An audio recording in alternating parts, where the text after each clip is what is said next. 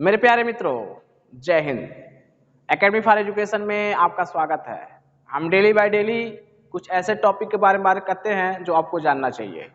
तो हम देखिए आपके सामने जो है बहुत सारी इन्फॉर्मेशन लिखते हैं और डेली बाय डेली इसको पढ़ते हैं, बताते हैं, जो आपके आने वाले आगामी एग्जामिनेशन में ये सीधे सीधे रूप में क्या करेंगे, पूछे जाएंगे। तो आज हम बात करेंगे एक प्रश्न के बारे में, इसके अलावा बात करेंगे जैव विविधता के कुछ इंपॉर्टेंट फैक्ट के बारे में। तो आप ध्यान से इसको देखेंगे, आपके सामने कम से कम 10 से 12 15 क्वेश्चन आपको मिल जाएंगे। हम अलग अलग रूप में क्वेश्चन को क्या करेंगे, बताएंगे। तो बिना देरी किए हुए चलिए बात कर लेते हैं। पहला प्रश्न क्या है, कह रहा है कि 26 से 30 मार्च 2022 तक हिंद महासागर नौ सेना संगोष्ठी आईओएनएस समुद्री अभ्यास 2022 आयोजित किया गया है। ये इसका कौन सा संस्करण है? तो इसमें 4 ऑप्शन दिए थे, पहला संस्करण, दूसरा संस्करण, तीसरा संस्करण, चौथा संस्करण। तो सही उत्तर है आपका पहला संस्करण। अब जान लेते हैं थोड़ा ये आईओएनएस के बारे में। ये जो समुद्री अभ्यास हुआ था हिंद महासागर नौसेना संगोष्ठी में, तो 26 से 30 मार्च 2022 तक हिंद महासागर नौसेना संगोष्ठी आईओएनएस समुद्री अभ्यास 2022 आईमैक्स का पहला संस्करण, देख लीजिएगा, पहला संस्करण पूछा था। कौन सा पहला संस्करण?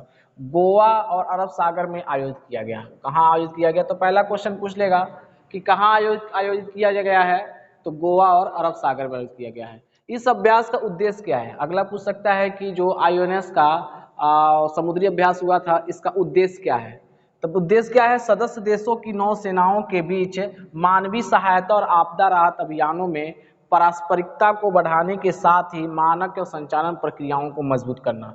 तो इतना बड़ा उद्देश्य है। और इसमें कम से क्या क्या उद्देश्य है कि नौसेना के बीच मानवीय सहायता प्रदान करना, इसके अलावा आपदा राहत अभियानों में पारस्परिकता को बढ़ाना और मानक संचालन प्रक्रियाओं को मजबूत करना। इस आईओएनएस का क्या था? उद्देश्य था। इस अभ्यास में आईओएनएस के 25 सदस्य, ध्यान दीजिएगा, पर आईओएनएस के कितने सदस्य हैं? 25 सदस्य। लेकिन ये जो हुआ था 26 से 30 मार्च को, इसमें से केवल 15 ही देश भाग लिए थे, भारत सहित। आईएमएक्स क्या है?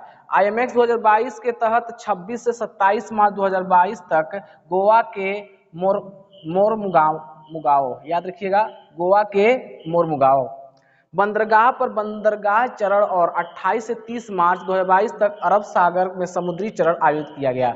अगर पूछ सकता है कि आईएमएक्स 2022 के 26-27 मार्च में गोवा के मोरमुगाओ में ये बंदरगाह पर बंदरगाह चरण किया गया, तो क्वेश्चन पूछ सकता है बंदरगाह चरण किस जगह किया गया? तो कहाँ किया गया था? गोवा के मोरमुगाओ में हुआ था, बंदरगाह में। और उसके बाद 28 से 30 मार्च 2022 तक अरब सागर में समुद्री चरण हुआ। तो 2 चरण हुए थे इसमें। इस अभ्यास में बांग्लादेश, ध्यान दीजिएगा, इस अभ्यास में बांग्लादेश, फ्रांस, भारत और ईरान की, कितने देश? बांग्लादेश, फ्रांस और भारत और ईरान की नौसेनाओं के युद्धपोत, समुद्री टोही विमान और हेलीकॉप्टर शामिल हुए। देखिएगा, बांग्लादेश, फ्रांस, भारत और ईरान की नौसेनाओं के युद्धपोत, समुद्री टोही विमान और हेलीकॉप्टर क्या हुए? शामिल हुए। हिंद महासागर नौसेना संगोष्ठी आईओएनएस की स्थापना कब की गई? 2007 में की गई। लेकिन 2007 में की गई तथा यह हिंद महासागर की तटवर्ती देशों की नौसेनाओं के बीच सहयोग एवं सहभागिता का प्रमुख मंच है।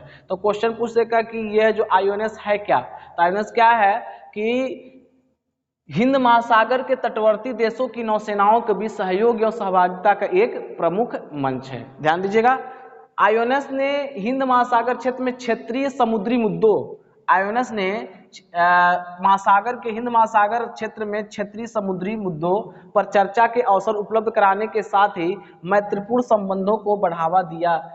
ध्यान दीजिए, जब ये अभ्यास किए जाएंगे तो 2 देशों के बीच में जितने भी देश, एक मैत्रीपूर्ण व्यवस्था होगी और अन्य चीजें क्या होंगे? आदान प्रदान किए जाएंगे तथा समुद्री सुरक्षा सहयोग में उल्लेखनीय सुधार किए हैं। और इसके अलावा क्या किया गया है कि समुद्री सुरक्षा सहयोग में उल्लेखनीय सुधार किया गया है। अब जान लेते हैं, 2 शब्द आए हुए हैं इसमें। एक शब्द आया था आईओएनएस और एक शब्द आया था आईमैक्स। ध्यान दीजिएगा, आईओएनएस का जो फुल फॉर्म होता है इंडियन ओशन नवल सिंपोजियम। दोबारा पढ़ते हैं, इंडियन ओशन नवल सिंपोसियम, क्या नाम है, सिंपोसियम। आईमेक्स का फुल फॉर्म, तो आप क्या करेंगे, आईमेक्स का जो फुल फॉर्म लिखेंगे इंडियन ओशन नवल सिंपोसियम के बाद मैरीटाइम एक्सरसाइज, क्या करेंगे, मैरीटाइम एक्सरसाइज।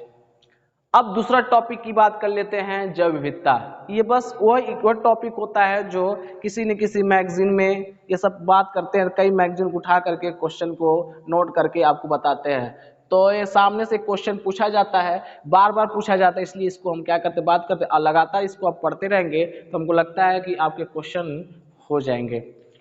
जैव विविधता से, विश्व में जैव विविधता की बात किया जाए तो पूरी दुनिया में कुल 35 हॉट स्पॉट क्षेत्र। तो क्वेश्चन क्या पूछ सकता है, विश्व में जैव विविधता के कुल कितने हॉट स्पॉट हैं, तो 35 है।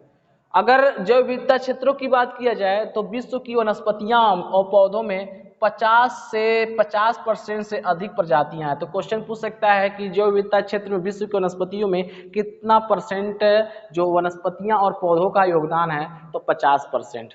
दूसरा पॉइंट, स्थलीय कशेरुकी की 43%। तो स्थलीय कशेरुकी कितनी इसका योगदान है, 43% है। प्रजातियां स्थानिक रूप से पाई जाती हैं, जो पृथ्वी की सतह के 2.3% भाग को विस्तृत है। मतलब जो प्रजातियां पाई जा रही हैं 50%, 43%, ये पृथ्वी के 2.3 भाग पर ही मिलती है। मतलब कि जनसंख्या बहुत ज़्यादा है, 2.3% का मतलब बहुत ज़्यादा है।